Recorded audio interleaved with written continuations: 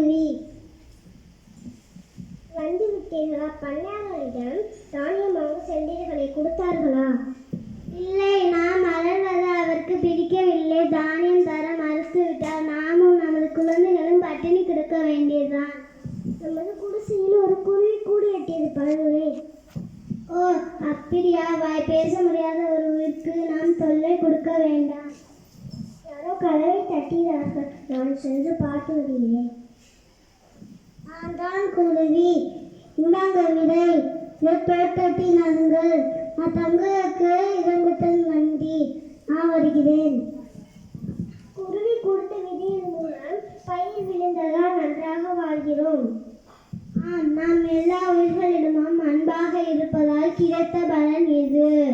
நன்றி. நன்றி. நன்றி.